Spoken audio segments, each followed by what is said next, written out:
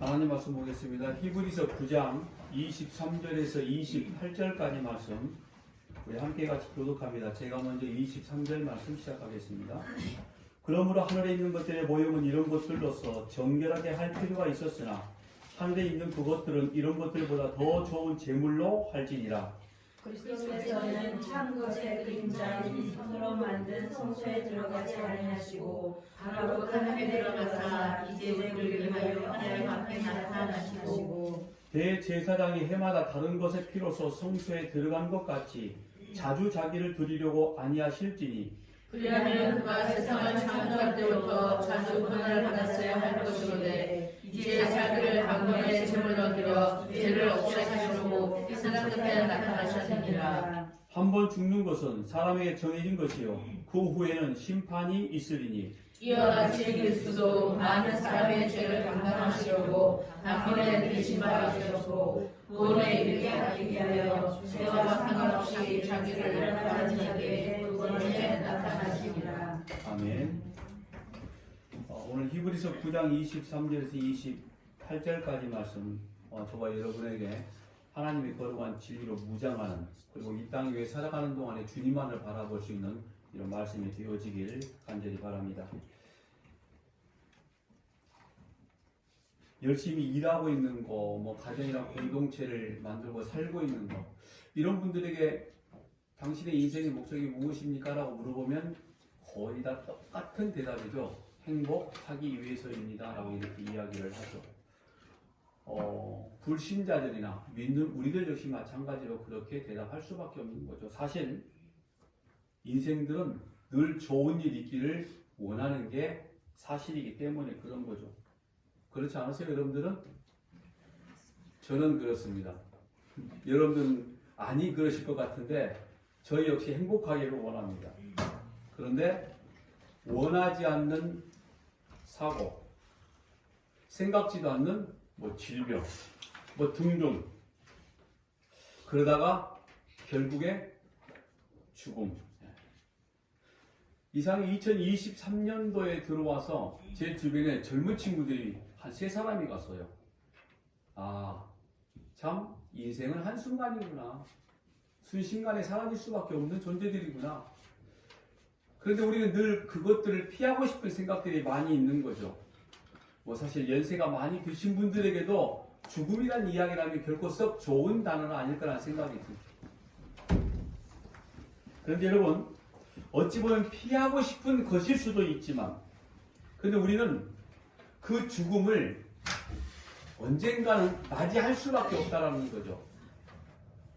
중요한 건 죽음을 당하는 자가 아니라 죽음을 맞이해야 된다. 제가 이런 말씀을 종종 드립니다. 그게 오늘 본문 27절 말씀이거든요. 누구에게나 오는 죽음, 그런데 많은 사람들이 그 죽는다는 것을 알고는 있는데 아주 먼 시간 이후에 그렇게 일어날 걸로 생각을 하고 있다는 거죠. 그러다 보니까 하루하루 살아가는 인생들 속에 죽음을 맞이하는 게 아니라 자기와는 전혀 상관이 없는 죽음이라고 여겨질 때가 훨씬 더 많이 있다는 거죠. 죽음을 준비하지 못한다는 말씀인 거죠. 그런데 오늘 이 본문의 말씀에도 나왔지만은 오늘 우리가 믿는다고 말하는 우리들, 예수 그리스도가 세상 끝날 날에 이 땅에 오시어서 오늘 저와 여러분에게 모든 죄를 용서해 주시고 하나님의 나라를 선포하셨다라고 말씀하고 있음에도 불구하고 우리는 종말론적인 삶을 살고 있지 않다는 겁니다. 저는 오늘 히브리서 9장 이 말씀을 보다가 26절 이 후반의 말씀을 보니까 자기를 단번에 제물로 드려 죄를 없이 하시려고 언제 나타나시냐면은 세상 끝에 나타나셨다고 말씀합니다. 우리가 생각하는 세상 끝 언제였습니까? 예수께서 다시 이 땅에 오시는 날이라고 항상 이렇게 인지하고 있었는데 오늘 성경을 보니까 이미 예수님은 세상 끝나려고 오셨어요. 이 말씀은 어떤 말씀이냐면 오늘 저와 여러분의 인생들이 이 땅 살아가는 동안에 죽음을 준비하지 않는 인생, 즉 종말론적인 삶을 살아야 된다는 말씀을 이미 이렇게 하고 계시다는 사실입니다. 그러니까 우리가 하나님의 자녀가 된 것을 아는 그 순간부터 우리에게는 어떤 거죠? 종말론적인 인생이라는 거죠. 그런데 그걸 인지하지 못하는 거죠. 성경 전체 가운데 예수님이 이 땅에 오셨다라는 것은 우리가 소위 신학적인 용어로 초림 예수, 마리아로 성령으로 잉태되어 동정에 탄생한 숫자적으로 굳이 2000년 전에 오신 주님, 그때가 초림 예수가 아니라 이미 그 순간은 우리가 그때 우리는 이미 종말론적인 인생이 시작이 되었다는 걸 알아야 된다는 거죠. 그래서 오늘이냐 내일이냐 아니면 100년 이후냐 1000년 이후냐 이게 중요한 게 아니라 지금 이 순간이 종말이라는 겁니다. 성도들에게 요구하는 인생의 삶은 이겁니다. 매일매일 순간이 종말. 그래서 너희들은 죽음을 준비하고 그리고 많은 사람들에게 그 죽음을 선포해야 된다는 거죠. 그 죽음을 선포해야 된다는 것은 하나님의 나라를 말씀해야 된다는 말씀으로 우리가 이야기할 수 있습니다. 우리가 알고 있는 대로 창세기 18장 말씀 보면은 그 유명한 소돔과 고모라 성의 멸망이 기록이 되어 있죠. 아브라함이 나그네 세 사람을 대접합니다. 2명은 천사였고 또 한 분은 하나님이셨던 사실 우리가 알 수가 있었어요. 하나님은 아브라함에게 자손과 땅에 대한 약속을 하시고 그리고 또 한 가지 하나님이 말씀하신 게 소돔과 고모라 성을 멸망시키겠다는 심판에 대한 내용이었거든요. 저는 이 말씀 속에서 또 한 가지가 참 아브라함이 복된 사람인 건 맞구나. 왜 그렇게 복의 근원이라고 하나님께서 말씀하셨는지를 더더욱 이해가 되는 것은 심판에 대한 말씀을 미리 경고하심을 받았다는 거예요. 진짜 영생의 말씀을 소유할 수 있고 영생의 말씀을 바라볼 수 있는 그 시간을 아브라함에게 하나님이 허락해 주셨다는 겁니다. 당장 심판당할 소돔, 고모라성, 그게 가장 절실한 게 무엇입니까? 거기서 벗어나는 거였죠. 그런데 오늘날 우리가 예수와 함께 동행한다라고 이야기를 하고 하나님이 나와 함께 하신다라고 신앙의 고백을 하고 있으면서도 불구하고 심판에 대한 경각심은 거의 없다라는 겁니다. 만약에 우리가 심판에 대한 걸 준비하지 않는다면 죽음에 대한 모습을 준비하지 못하고 있다라고 그러면은 어찌 보면은요 가장 불쌍한 존재일 수도 있어요. 왜냐하면 세상은 모릅니다. 죽음 이후의 심판, 아니 지금 현재의 심판, 지금 현재의 하나님의 나라, 죽음 이후의 하나님의 나라. 세상의 불신자들은 전혀 모르고 있는 것들이거든요. 그런데 오늘 우리는 알고 있으면서도 불구하고 만약에 그 심판에 대한 두려움과 경각심과 죽음에 대한 준비가 없다면 알고도 하지 않는 거기 때문에 가장 불쌍한 존재라는 거죠. 왠지 아십니까? 또 한 가지 이유는 하나님의 아들 예수님에게 모든 심판의 권위를 전부 다 맡겨버리셨어요. 오늘 저와 여러분이 믿는 도리 예수 그리스도, 이미 그분에게 심판의 모든 권한을 전부 다 임하셨음에도 불구하고 우리가 성경 66권을 통해서 매일 예수 그리스도의 말씀을 알고 있는데도 불구하고 준비하지 못하고 있다 하면 그래서 가장 불쌍한 자가 되어질 수 있다는 거예요. 요한복음 5장 21절에서 29절까지 말씀 중에 제가 몇 절만 읽어드릴게요. 아버지께서 죽은 자들을 일으켜 살리심 같이 아들도 자기 원하는 자들을 살리시느니라. 아버지께서 아무도 심판하지 아니하시고 심판을 다 아들에게 맡기셨으니 라고 22절에 이렇게 말씀을 합니다. 그리고 29절에 말씀하기를 선한 일을 행하자는 생명의 부활로 악한 일을 행하자는 심판의 부활로 나오리라. 예수 그리스도 안에 이미 심판이 선고가 되어졌어요. 모든 사람이 전부 다 죽음에 이르는 것들로 우리가 말해서 인생이 완전한 끝이 아니라 분명한 심판이 있다는 말씀을 이렇게 하고 있고, 근데 그 심판의 기준이 누구냐면 예수 그리스도라는 말씀인 거죠. 그래서 심판의 기준이 예수님이기 때문에 예수님이 생명의 부활로 오늘 저와 여러분도 역시 생명의 부활. 그런데 여러분 그 부활은 심판의 부활입니다. 단순히 우리가 기뻐 뛰며 감사해야 될 이런 부활이 아니라 심판의 부활이라는 것. 예수님이 산 자로부터 죽은 자로부터 전부 다 이끌어내시는데 거기에 거부하고 나오지 않을 인생은 아무도 없다라는 겁니다. 이미 죽은 인생이라 할지라도.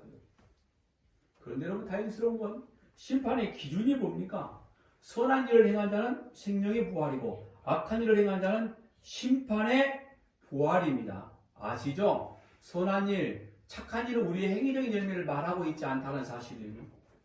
여러분 가장 이 땅 위에서 선한 일을 하시는 분은 딱 한 분밖에 계시지 않습니까? 누구죠? 예수 그리스도. 그러니까 우리가 선한 일을 하는 자는 생명의 부활이라는 것은 예수 안에 있는 자들은 바로 생명의 부활이라는 거. 우리는 그분의 선한 일을 믿고 있거든요.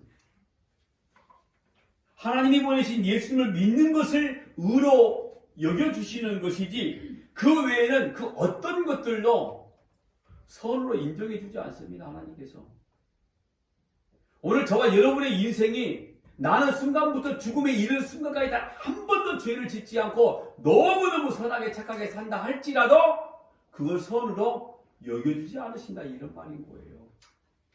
단 한 가지 조건입니다. 예수 안에 있는 자들만 선으로 여겨주신다는 거죠. 그러니까 예수님의 말씀을 듣고 예수님을 보내신 하나님을 믿는 자는 영생을 얻었고 심판에 이르지 아니한다라고 말씀을 하고 있는 겁니다. 이게 바로 기준입니다.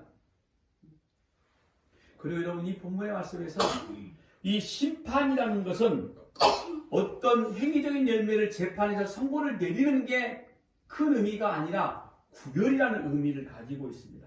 심판, 크리시스, 분리, 구별. 그러니까 오늘 저와 여러분을 이렇게 분리한다는 것은 하나님의 것으로 하나님의 안으로 완전히 집어넣게 되어지는 이런 분리인 것이지 오늘 저와 여러분이 어떤 선고된 심판을 받는 게 사실은 아니라고 이야기를 하는 겁니다. 그걸 하나님은 이미 구약에서부터 누누이 계속 설명해 주셨습니다. 어떤 거죠? 바로 출애굽 사건이잖아요. 그런데 하나님의 은혜는 야곱이 자기 자손 70명을 이끌고 애굽 땅에 들어가는 순간부터 하나님께서 구별을 해 주셨습니다. 창세기 46장 28절 말씀 보니까 야곱이 유다를 요셉에게 미리 보내어 자기를 고센으로 인도하게 하고 다 고센 땅에 이르니, 그러니까 하나님은 야곱을 애굽 땅에 들여 보내주시는데 애굽인들과 같이 살지 아니하도록 고센이라는 지역을 따로 구별해 보내셨습니다. 창세기 47장 4절 말씀 보니까 그들이 또 바로에게 고하되 가나안 땅에 기근이 심하여 종들이 양떼를 칠 곳이 없으므로 종들이 이곳에 거류하고자 왔사오니 원하건대 종들로 고센 땅에 살게 하소서. 이미 그러니까 하나님의 자녀들은 여러분 세상 가운데 살고 있으면서도 불구하고 구별된 삶을 살도록 하나님께서 이미 만들어 놓으셨다는 겁니다. 여러분 이 공동체라는 교회가, 건물로 세워진 교회가, 믿는 자들로 구성된 이 교회가 바로 구별된 거룩한 공동체이심을 믿으시기를 바랍니다. 여러분 놀랍게도 그런데 이 고센 땅에 하나님께서 하나님의 백성들을 거하게 만드신 것은 이 애굽인들과 그리고 하나님의 백성들과 마음을 정확히 딱 맞게끔 만들어 놓으셨다는 거 아시죠? 애굽의 바로와 그리고 많은 사람들이 불평이 있었거든요. 바로는 불평이 없었습니다. 왜냐하면 요셉을 너무 좋아했기 때문에. 그런데 다른 애굽의 이 신하들은 불평과 불만이 많았거든요. 어떻게? 자기들이 봤을 때는 이 요셉의 가족들은 이방인들 아닙니까? 그런데 정말 발로 물대를 정도로 풍족한 땅, 너무너무 살기 좋은 땅에 이방인들이 70여 명이 들어온다는 말이죠. 그것도 국무총리, 국무총리라고 표현합시다. 다들 그러니까 요셉, 그들의 자손, 그들의 입지가 흔들릴 수 있는 겁니다. 안 들어왔으면 좋겠다. 그리고 이렇게 이야기를 하는 거 아닙니까? 바로에게. 저들은 목축을 치는 자들이다. 즉 우리와는 신분이 다르다. 요셉 하나만큼은 이런 속셈이었겠죠. 요셉 하나만큼은 자기들이 인정을 하겠지만은 요셉의 다른 형제들은 인정하지 못하겠다. 왜? 그들은 목축을 치는 가장 낮고 천한 직업을 가지고 있는 존재들입니다. 그런데 마침 또 야곱이 요셉에게 이야기를 해서 우리는 저들과 함께 하면 안 된다는 이야기를 하기 시작하잖아요. 그들 역시 마찬가지, 야곱 역시 마찬가지로 구별된 자임을 이미 알고 있었기 때문에 믿지 않는 불신자들, 지금 표현으로 즉 세상 우상을 섬기는 자들과 함께 하기를 원하지 않았다는 겁니다. 그래서 또 구별되기를 원했더니 고센이라는 좋은 땅을 허락해 주잖아요. 거기가 바로 목초지였었거든요. 결국에 그들이 양들과 소를 키우는데 적합한 땅이 되어졌고, 그리고 세상과 분리가 되어지는, 구별되어지는 이런 역사가 이미 시작이 되어졌는데, 그러면서 또 출애굽, 애굽에서 나오면서 또 한 번 거룩한 분리를 다시 한번 하나님께서 오늘 저와 여러분에게 보여주시는 것이었습니다. 애굽 사건을 통해서 구원이 무엇인가를 정확히 가르쳐주고 있는 거죠. 그러면서 너희들이 어떻게 구원을 받았고 구별되어졌는 것을 정확히 알아라는 겁니다. 여러분 알고 있는 대로 애굽에서 10가지 재앙 중에 마지막 재앙이 뭡니까? 모든 장자들이 다 죽음을 당하는 거였습니다. 그런데 누구만 살아요? 문설주에 양의 피를 바르는 그 집만 죽음이 건너뛰게 되어진 6월이 시작이 되어진 거 아닙니까? 그 집안에 들어있는 자, 인품, 성품, 그들이 얼마나 하나님의 말씀대로 뜻대로 살았느냐, 이것도 전혀 중요하지 않았습니다. 그냥 단 한 가지 조건이었죠. 어린 양의 피가 문설주에 발라져 있으니 죽음이 그냥 통과된 거, 6월 되어진 거죠. 그 피를 보고 넘어가는 거죠. 오늘 본문에 나와 있는데. 자, 그러면서 오늘 본문의 이야기는 심판의 근거가 어떤 거냐면 대제사장의 피를 쭉 이야기하면서 마지막에 심판의 이야기를 하는 거거든요. 그런데 뭐 대제사장의 이야기가 나오고 여러 가지 제사의법이 나온 것은 지난주에 제가 율법과 복음에 관한 이야기라고 말씀을 드렸거든요. 그런데 히브리서 11장에 우리가 알고 있는 대로 믿음의 자기라 이렇게 이야기를 하는데 거기 말씀 보니까 아브라함이 갈 바를 알지 못했는데 두려워하지 않고 갔다라고 이렇게 말씀을 기록해요. 히브리서 11장 8절입니다. 믿음으로 아브라함은 부르심을 받았을 때에 순종하여 장래의 유업으로 받을 땅에 나아가세 갈 바를 알지 못하고 나아갔으며, 이 갈 바를 알지 못하고 나아갔다는 말이 방향을 몰랐다 이 말이 아니라 두려움 없이 나갔다 이런 말이에요. 무작정이 아니라 겁 없이 뛰어나간 거예요. 왜? 그건 하나님의 음성을 들은 자였거든요. 이런 이야기 참 많이 듣죠. 아브라함의 이야기를 들을 때마다 고대 시대에는 자기 친척 고향을 떠나는 거라는 것 자체가 죽음입니다. 가솔들이 많이 있어야, 재산이 많이 있어야 그게 힘이었고 힘의 상징이었거든요. 근데 거기를 달랑 아버지와 젊은 척 하나 데리고 떠나가는데 두려움이 없었다는 게 말 아니죠. 너무너무 두려웠을 거라는 겁니다. 그런데 왜 성경이 이렇게 말씀을 하고 있냐면 믿음에는 두려움이 있어서는 안 된다는 거예요. 하나님의 이끄심에는 비록 두렵지만 하나님의 말씀으로, 하나님을 향한 믿음으로, 거룩한 진리가 내 안에 있는 그 확신으로 두려워하지 말라라는 거예요. 믿음의 행위의 기준은 하나님의 말씀의 순종이라는 것을 보여주고 있는 게 바로 히브리서 11장에 나와 있는 믿음의 인물들이 쭉 나열되어 있는데, 여러분 놀랍게도 믿음의 인물들이 다 어떤 자들입니까? 너무 형편없는 엉망했던 사람들이잖아요. 그런데 그들을 통해서 하나님께서 말씀하시기를 믿음이 있는 자들, 한 가지였습니다. 말씀 안에 순종하는 자였습니다. 더더욱 오늘 저와 여러분이 이곳에서 마지막 예배를 드리고 다음 주도 쌍무동에서 예배를 드리는데 갈 바를 알지 못하는 것도 아니고, 너무 잘 알잖아요. 여기서 지하철 타고 가면 1시간이면 갑니다. 여러분들에서 집에서 출발해도 다 1시간 내에 다 오는 거리. 새로운 땅입니다. 어찌 보면 오늘 저와 여러분에게 더 믿음으로, 말씀으로 무장하게 만드시는 하나님의 땅일 수도 있습니다. 아니, 하나님의 주시는 땅입니다. 물론 이것도 마찬가지였고요. 하나님이 저와 여러분에게 주신 순종적인 믿음, 즉 진리 안에 거할 수밖에 없는 그런 믿음, 예수가 아니면 도무지 내가 살아낼 수 없다라는 그런 믿음으로 저와 여러분의 출발이 되어지길 주의 이름으로 부탁합니다. 갈 바를 알지 못하고 떠났다는 것은 말씀에 순종하는 두려움이 없는 믿음이었다는 거죠. 오늘 저와 여러분의 행위의 모든 기준은 딱 한 가지밖에 없습니다. 오직 진리입니다. 요한일서 4장 17절 말씀 보니 이로써 사랑이 우리에게 온전히 이루어진 것은 우리로 심판날의 담대함을 가지게 하려 함이니 주께서 그러하신 것 같이 우리도 이 세상에서 그러하니라. 사랑이 이루어진 거. 예수 그리스도의 뭡니까? 속죄의 피. 요한일서 5장 4절에 말씀합니다. 무릇 하나님께로부터 난 자마다 세상을 이기느니라. 세상을 이기는 승리는 이것이 우리의 믿음이니라. 그러니까 여러분, 내가 나를 자꾸 보면 과연 내가 애굽에서 나갈 자격이 있는 사람인가?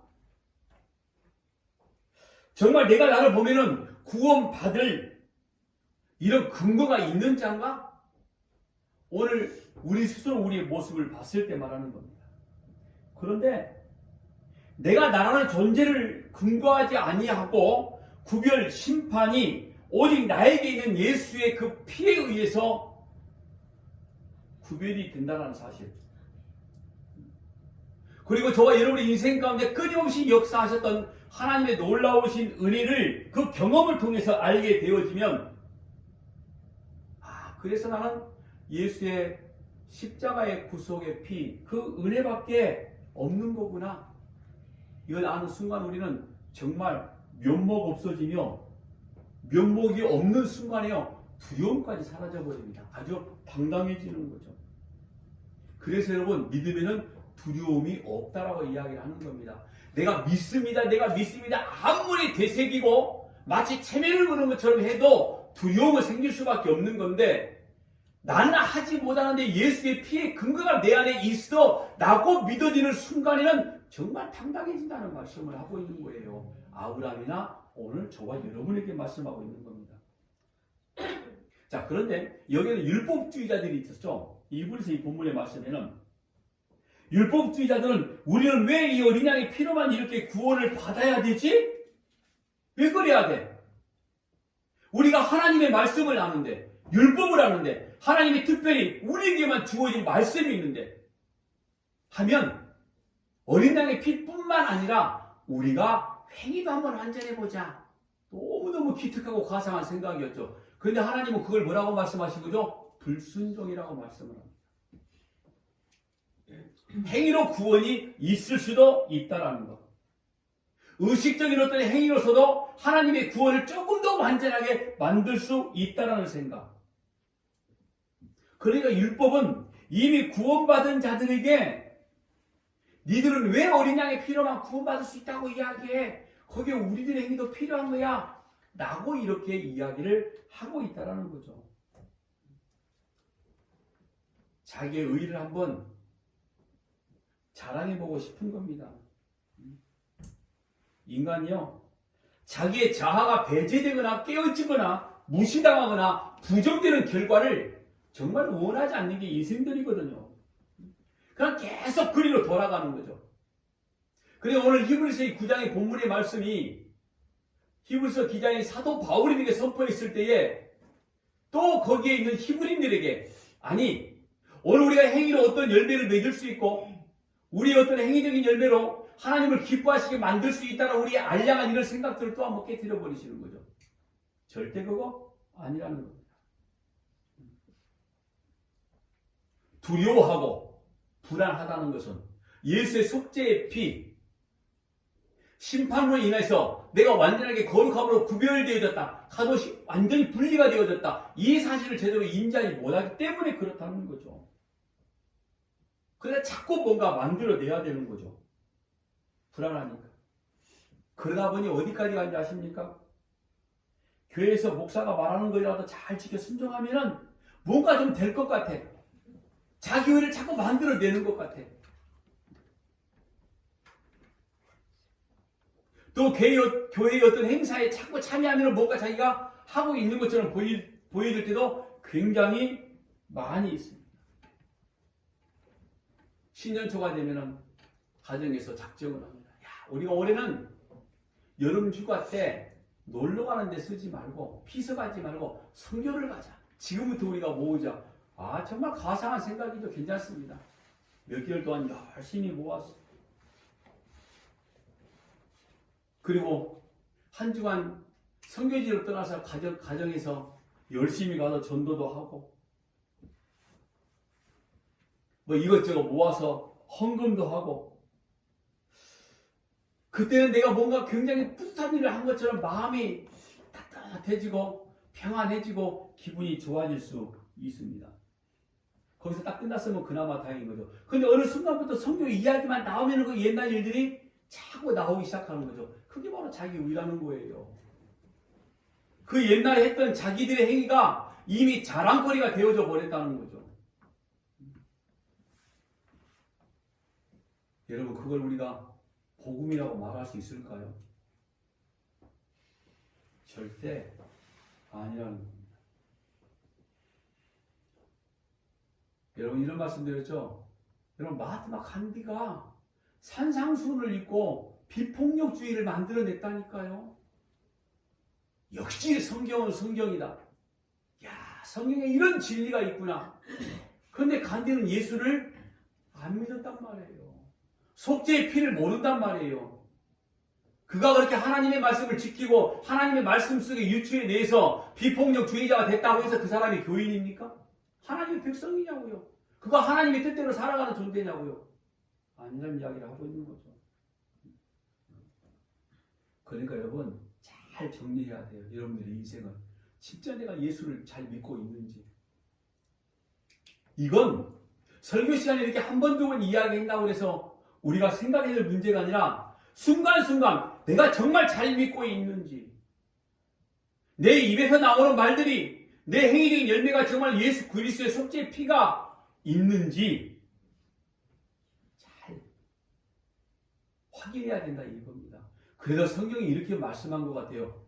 귀 있는 자는 들을지어다. 이 말은 무슨 말이냐면 귀 없는 자가 있다? 없다? 있어요. 귀 없는 자 많이 있습니다.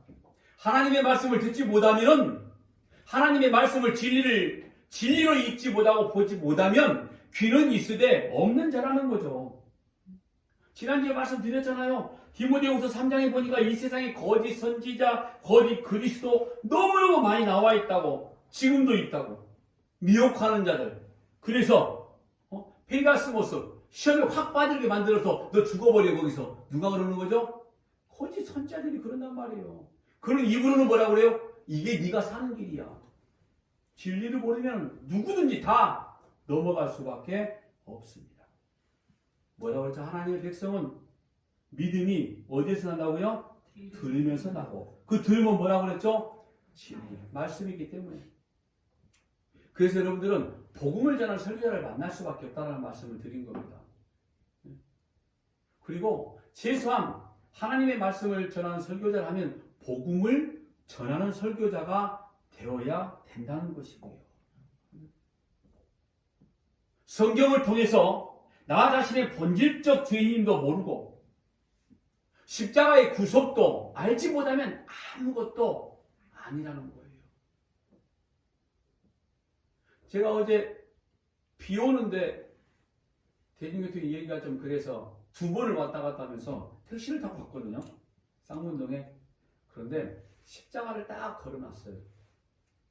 마침 택시를 타자마자 저희 친구 목사한테 전화가 와서 나 지금 쌍문동 교회로 가고 있는 중이야 라고 이야기했더니 전화를 끊자마자 교인이세요? 그러죠. 혹시 이렇게 물어보는데 제가 보니까 찢어진 청바지 오늘 권사님 2분이 입으셨지만 이분이 왠지 말하는 거 보니까 목사라고 이야기를 한 것 같은데 목사는 아닌 것 같고 혹시라고 그러 목사 맞아요 그랬어요. 제가 그때 자기는 집사래요. 태경은 어느 교회 다니다는 말씀을 하시고 교회를 이야기하는데 굉장히 마음이 뜨거워진 복음 때문에 무언가 막 전하고 싶은 이유가 굉장히 많은 분이었어요. 그런데 순간 너무도 아쉬웠던 게 2가지가 도출되기 시작을 했어요. 목사님 자랑을 하셨어요. 그것도 너무 심하게 하셨어. 제발 어디 가서 제 자랑하지 마세요. 그냥 설교도 조금 할 줄 알고 근데 커피 맛을 보면 아무래도 설교보다 커피가 훨씬 더 맛있게 내리는 것 같다고 이렇게 이야기해도 상관이 없습니다. 너무 목사님 자랑을 많이 했어요. 우리 교회 목사님 기도 받으면 제가 우리 목사님 말씀대로 했더니 여러분 물론 그분의 마음속에는 제가 교회 다니신 지 한 3년 되셨습니까? 그랬더니 5년 돼서 이게 집사 받았대요. 딱 그 순간이었어요. 너무 뜨거워서. 예수도 알아 지금. 그런데 그 예수 진리가 목사님이라는 어떤 인간적인 모습에 가려져 있는 모습이 너무 안타까웠어요. 그런 뜨거움이 있는 거 괜찮습니다. 그런데 십자가의 구속의 피로 내가 정말 자유롭게 됐고 그 피 때문에 목사님 입에서 나오는 말씀이 진리로 여겨지고 진리가 선포되어졌을 때 우리 목사님이 이렇게 진리만 선포합니다라고 말했을 참 좋았겠다 라는 생각. 그리고 이분이 본인의 이야기가 내가 목사인데 말을 못하게 만들어. 너무 말이 빨라. 도착지에 도착했는데 결제학교가 하면서 계속 이야기하고 있어. 나는 택시비를 내야 되는데. 중요한 게 있습니다. 결제를 카드를 딱 드니 목사님 결제하지 마세요. 16,500원 나왔는데 공짜로 타고 왔어요. 그게 좋아요 지금 웃게. 두 가지 모습이 참 좋았습니다. 상대가 누구이든 간에 복음을 전하고 싶은 마음이 있었다는 게 너무 보기가 좋았고요. 그리고 아직도 5년이 됐는데 십자가에 자기가 구원받은 사실이 구속의 피가 있다는 사실이 감격해서 이야기하고 싶다는 마음이 너무나 좋았고요. 아쉬운 건 왜 그 진리가 자꾸 사람으로 가려져야 될까? 그런 게 조금은 아쉬움이 있었습니다. 아마 그분 우리 교회 올 수도 있을 것 같아. 내가 숨교회입니다 라고 이야기했기 때문에 왜 숨이에요? 그걸 오셔서 제가 확인해라고 그랬거든요. 이게 숨이 궁금하면 오실 것 같고 궁금하지 않으면 안 올 것 같고요. 여러분 신학적, 철학적 내가 가지고 있는 인생의 모든 인문학적 지식을 전부 다 동원해서 다 설교해도 아니 내게 어떤 신앙적인 독특한 체험 뭐 귀신을 쫓아내고 수년 동안 식물 환자로 누워있다가 기도하고 할 때 일어난 사건들 내가 질병에서 치료받은 사건들 이거 이야기하는 아무 소용이 없다라는 거예요. 나의 경험은 그건 누구에게나 있을 수도 있고 없을 수도 있는 거고요. 하나님의 뜻에 하나님의 때에 잘 맞으면 치료받을 수도 있고요. 하나님의 때에 그 병으로 내가 죽을 수밖에 없으면 그냥 죽는 거고요. 그러니까 그건 눈에 보이는 사건은 중요하지 않다 이 말인 겁니다. 여러분 언제든지 눈에 보이는 것들은 전부 다 사라질 것 아닙니까? 영원한 것은 눈에 보이지 않는 것들. 영원한 것에 우리가 목숨을 걸어야 되는 것이지 눈에 보이는 것에 목숨을 거는 순간부터 잘못되어질 수도 있다라는 겁니다. 인생 성숙하게 살아가는 법 66권 말씀을 통해서 좋은 인격자가 되는 법 행복하게 살아가는 법 성경에서는 이걸 말하고 있지 않다고 그랬죠. 이렇게 살아가는 법 기도 응답받는 법 이게 뭐예요? 전부 다 이게 율법이라니까요. 기도 응답받는 법을 율법을 만들어 놓고 이렇게 해야 돼. 어떤 나름대로 방법을 제시해주고 있다는 거. 율법이 그런 거예요. 이걸 내가 요즘 말하는 신율법주의자들이라고. 그게 율법이 아니라고 굳고 부인할 겁니다. 근데 그거 율법 맞아요. 성경을 통해서 행복하게 지는 법. 그거 율법이죠. 그런데 여러분 놀랍게도 또 그 율법주의는 은근하게 기복주의를 교묘하게 위장하고 있습니다. 그러니까 율법을 목숨 걸고 지키는 이유가 뭐예요? 하나님이 자기 인생을 책임져 주신다. 나는 기복이에요. 그러니까 율법주의. 가장 조심해야 율법주의, 기복주의, 신비주의 이런 말씀을 드린 거죠. 내 천국, 나의 구원, 나의 자존심, 내가 하나님의 백성되다 내 선민 이런 것들이 이게 바로 복이라고. 근데 인간이 추구하는 복으로 만들어버렸어요. 하나님이 주신 복을. 오늘 말씀 보세요. 23절, 24절입니다.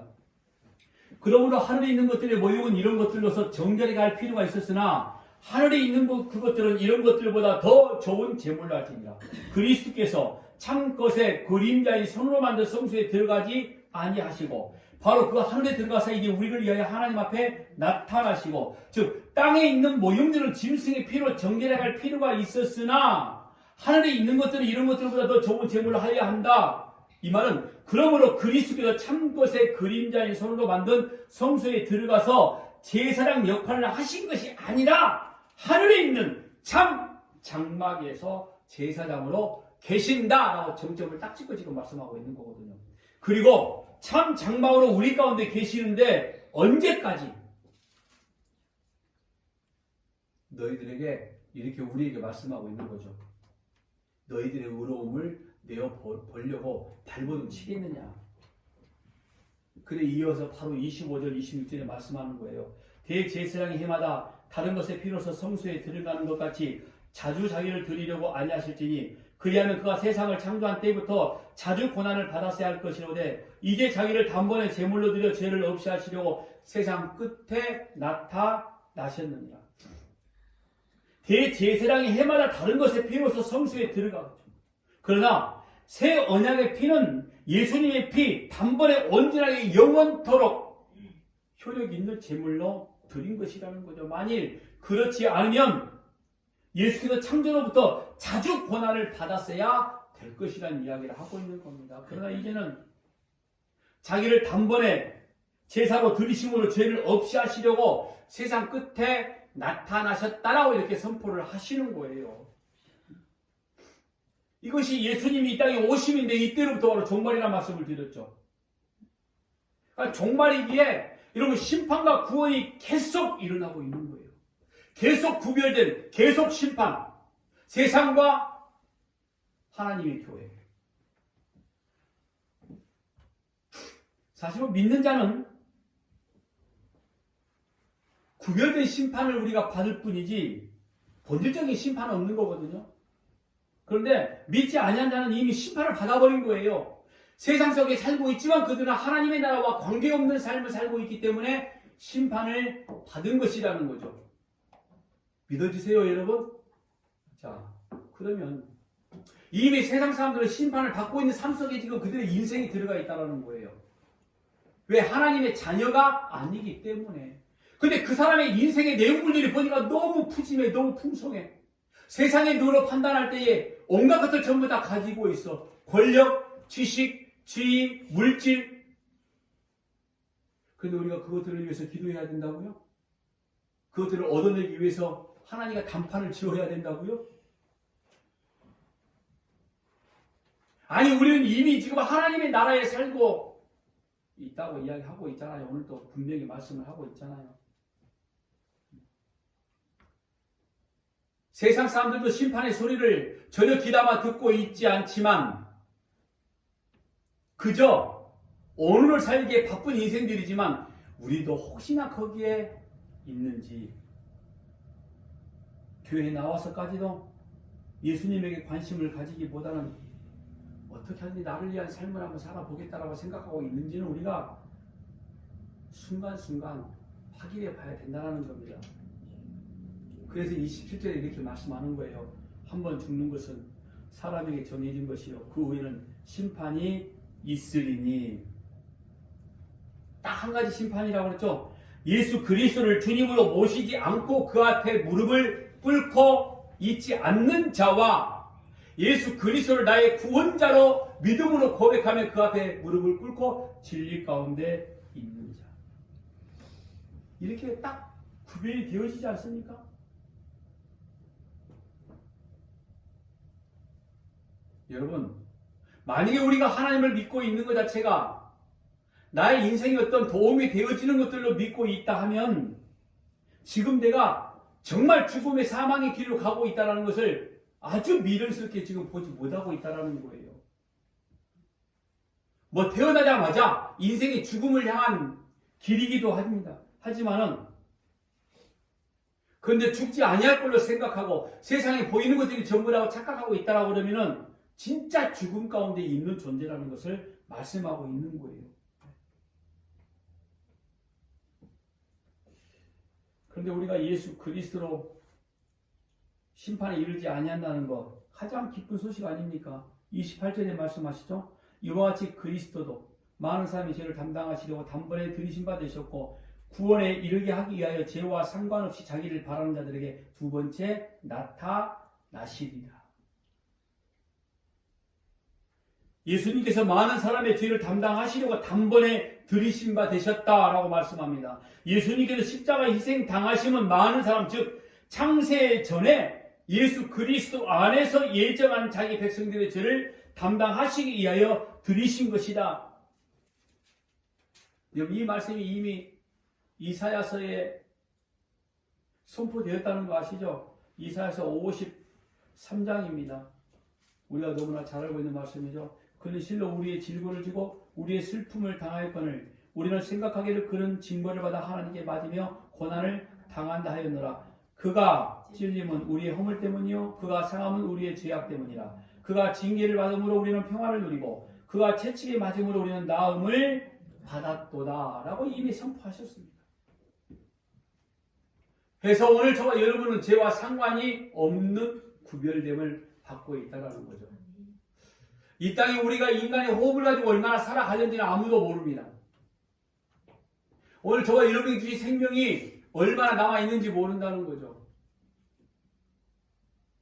흔한 말로 오는 데는 순서가 있지만 가는 데는 순서가 없다더라. 여러분 육신의 호흡이 끊을 때도 모른다는 거죠. 그럼 우리가 만족해야 될 인생이 뭐냐면은 육신의 호흡이 있어서 우리가 이 머리로 생각하고 마음으로 느끼고 있기 때문에 내가 지금 하나님의 나라에 거하고 있구나. 아멘이십니까? 내가 세상과 세상 속에 있음에도 불구하고 하나님이 나를 예수의 어린 양의 피로 구별해 놓으셨구나. 이게 심판입니다. 이게 거룩함입니다. 이 사실에 감격하며 감사하며 오늘 저와 여러분의 입을 통해서 진리를 선포하는 자가 되어지길 주의 이름으로 간절히 부탁합니다. 기도하겠습니다.